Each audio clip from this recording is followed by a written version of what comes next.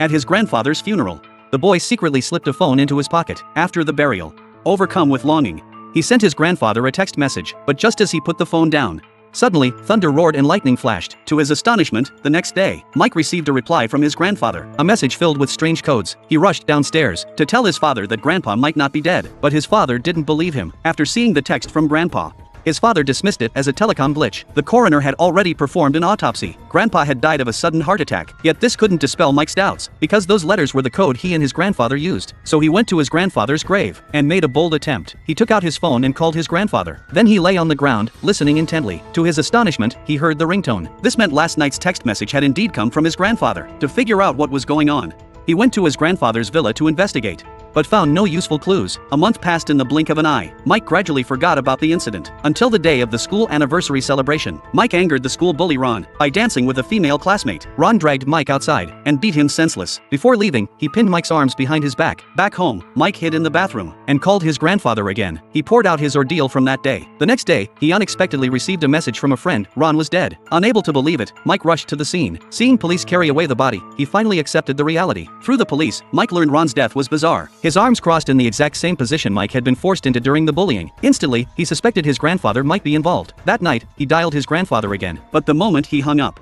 Grandpa called back. Panic seized Mike. Only after the ringing stopped did he muster the courage to answer. Just then, Grandpa sent a text. Terrified, Mike stumbled backward. He cautiously crawled to the floor to read the message. It contained more strange letters. Grandpa had told him he'd eliminate all troubles around him. To unravel this mystery, he sought out his grandfather's former butler. The butler revealed that a gardener had once stolen a piece of jewelry from Grandpa. Not only did Grandpa fire him, he also forbade anyone from hiring gardeners, effectively cutting off the man's livelihood. When the gardener was finally found, he had died in his own garage. Only then did Mike realize the danger Grandpa faced. So Mike went to a cell phone store, bought a new phone, and got a new number. He used the new phone to call Grandpa. Seeing the call fail, Mike breathed a sigh of relief. Back home, he packed his old phone into a box and hid it in the wardrobe. He thought that would be the end of it. 5 years passed in the blink of an eye. Mike had forgotten all about the phone.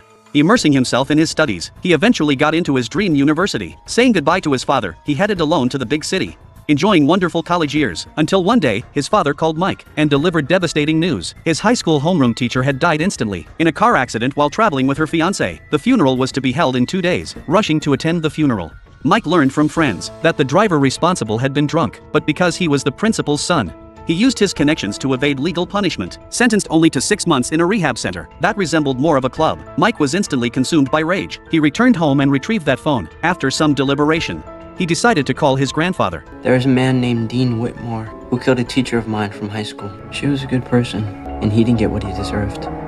I want him dead.